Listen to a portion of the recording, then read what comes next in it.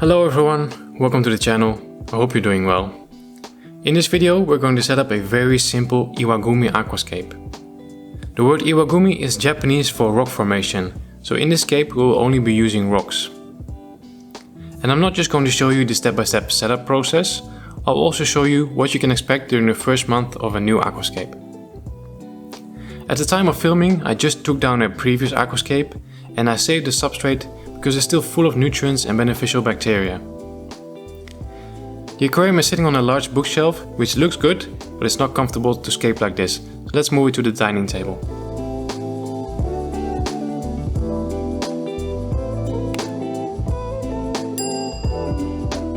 The aquarium itself is a 20 liter or 5 gallon Nano and measures 36 cm from left to right, 22 cm front to back and is 26 cm high. It's made from extra clear glass with very minimal silicone. I do have to confess that this will be my very first Iwagumi Aquascape. I normally prefer to use a combination of rocks and wood, but recently I was really captured by the idea of a very simple rock-only aquascape. The rocks that we will be using are called Serious stone. It's a beautiful rock with lots of detail and is very popular in aquascaping.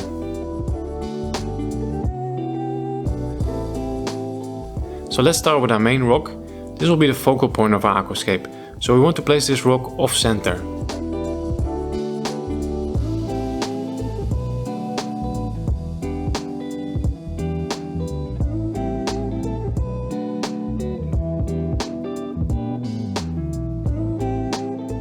We already have a layer of substrate inside the aquarium, and this will act as a nice support for the rocks. I've purposely kept the substrate very low in front and higher in the back, as this creates a more interesting look and adds more depth as well.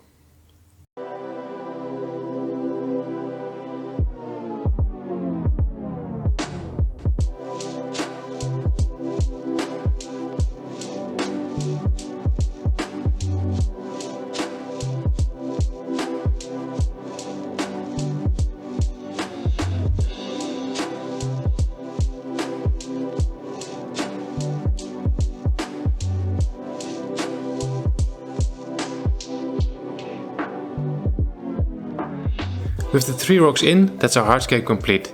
It's very simple, but I really wanted to do something different from my usual scapes and also show something that really anyone can do.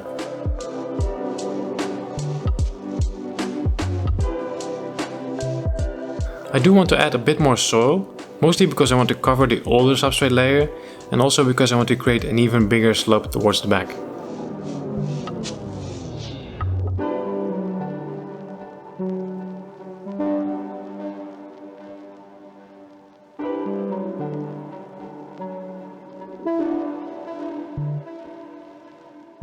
Now we are almost ready for planting. I just want to add a little water to the new substrate.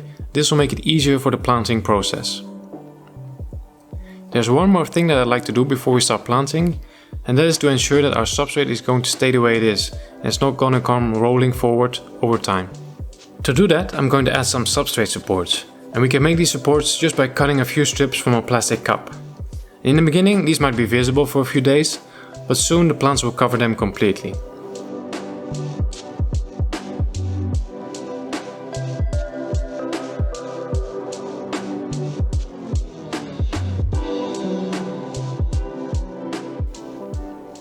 As I mentioned earlier, I just took down a previous aquascape, and that scape had a very lush foreground with Hemianthus callitrichoides cuba, also known as dwarf baby tears.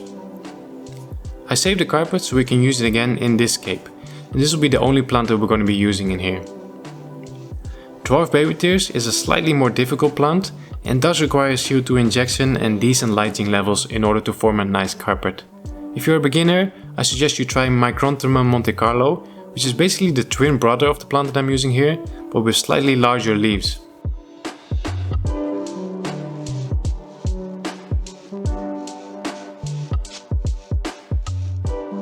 Now I have quite a lot of plants available, so we should have a full carpet rather quickly.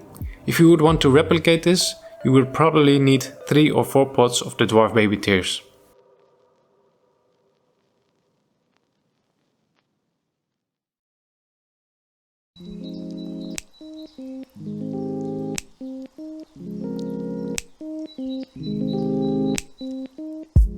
Now that the planting is done, we can bring the aquarium back to the bookshelf and slowly fill it with water. We want to do this really carefully because we can easily disturb the substrate, which will cause the plants to float up to the surface.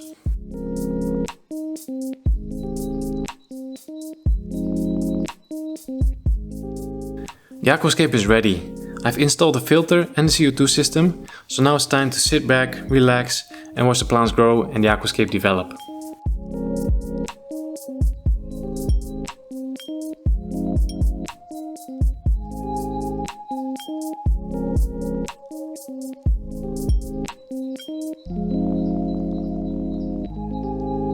It has been a month since we planted this aquascape, so let me take you through what has happened in the past month.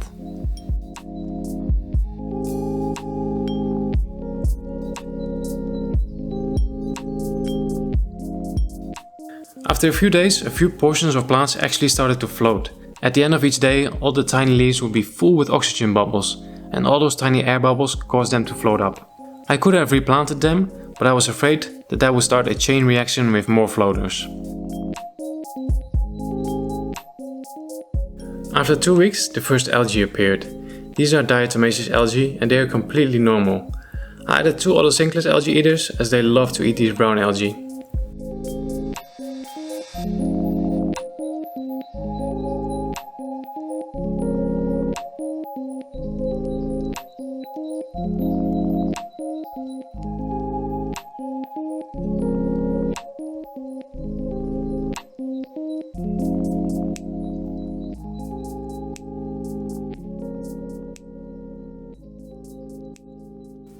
A few days later, they already removed a lot of it, but let's help them out a bit and do some maintenance.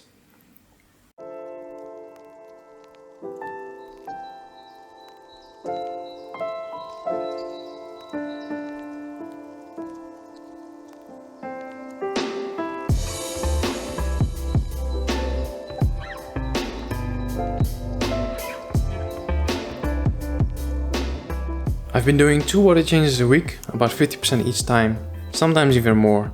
And I'm also dosing a very small amount of liquid fertilizer every day. I will leave a link to the fertilizer in the description box below.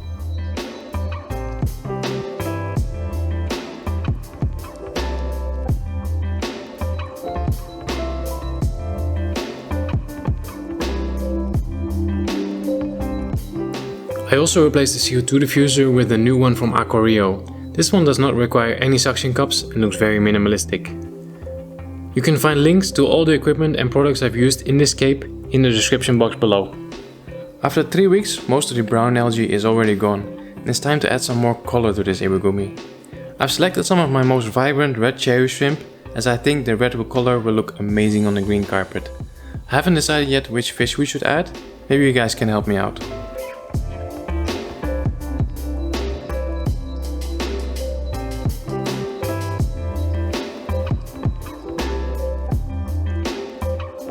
I hope you guys enjoyed this very simple Iwagumi setup. If you want to stay updated on this tank as well as all my other tanks, don't forget to subscribe to the channel. As always, thanks for watching and I'll see you next time.